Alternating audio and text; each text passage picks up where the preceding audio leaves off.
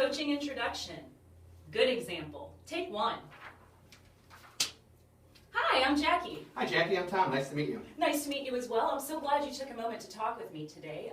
As you know, I helped Ann kind of get started here, and I know she's starting her first day tomorrow, and I wanted to come by, introduce myself, and tell you a little bit about what I do so that I can support you guys in a smooth transition to employment for her. Well, I really appreciate you coming by because I do have some questions. Great. This is our first foray into hiring Yeah. someone with a disability.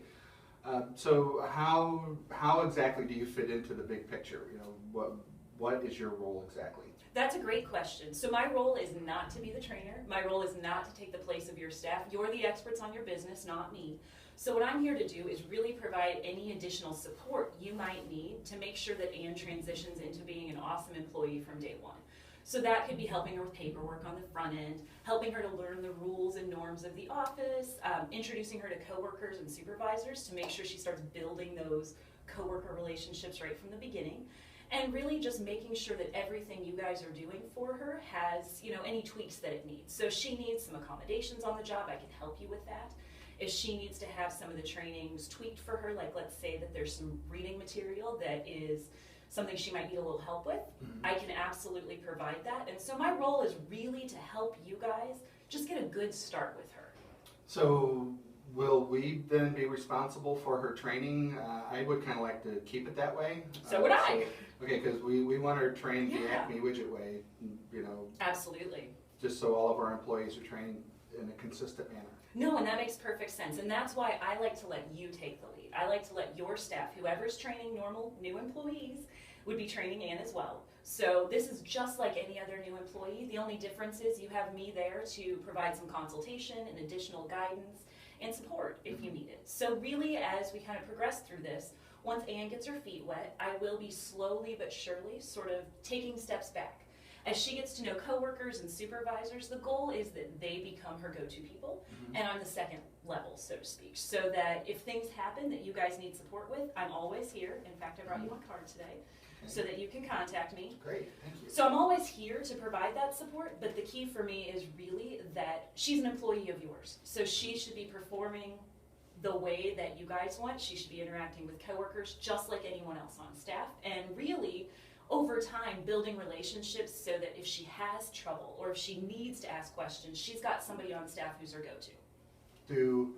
Do I need to learn your business language, on your end? No. So for this to be successful, because I'm happy to learn, for lack of a better term, the jargon. Yeah. But so what would you call building those relationships with coworkers? So I call it building relationships with coworkers, but technically in the rehab world, we call that natural supports.